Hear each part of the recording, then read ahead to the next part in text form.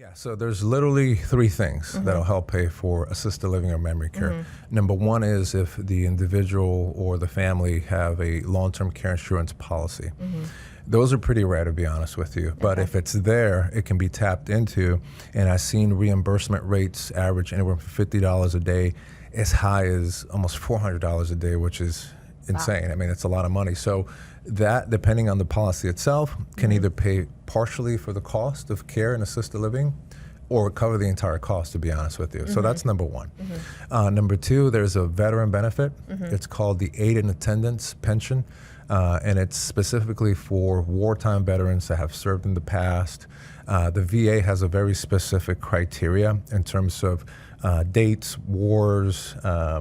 They didn't have to be active duty. They had to be active duty, but not boots on the ground. Meaning they didn't have to be in direct combat, but they had to be active duty. Spouses and widows can sometimes also tap into that benefit. So that's through the VA.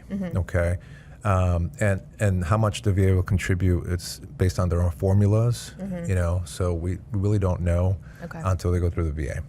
And the last thing is a state program. We're here in Florida, so it's called the Florida Medicaid Long-Term Diversion Program.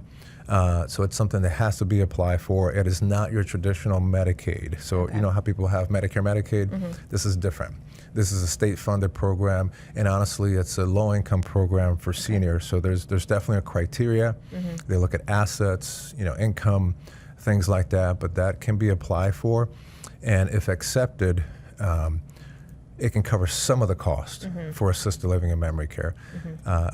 From what we know today, it's up to maybe $1,400 a month. So if you take an example of a $4,000 assisted living, you subtract the $1,400, the balance would have to be paid by the senior or the family still. There is not one thing that'll help pay the entire cost of senior living unless it's a really awesome long-term care insurance policy.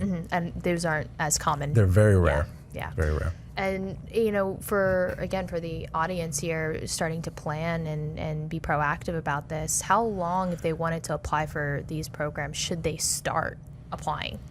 Yeah, good question. So the Medicaid, they can start applying at any time. So if they're at home and they think that's a potential need, you got to go on ASAP because there is a wait list. It's a significant wait list for Medicaid, and then also the wait list is not just on income and everything else, it's also on care needs. So they kind of triage that need.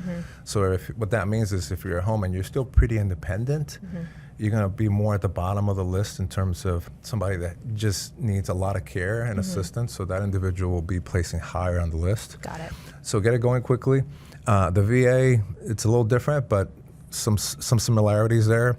So advice is to get it going as quickly as possible. I know the VA's turnaround time, I've heard anywhere from 4 to 6 months. Medicaid, I've heard 4 months, a year plus. It really depends on the individual and their needs. Great. All good information.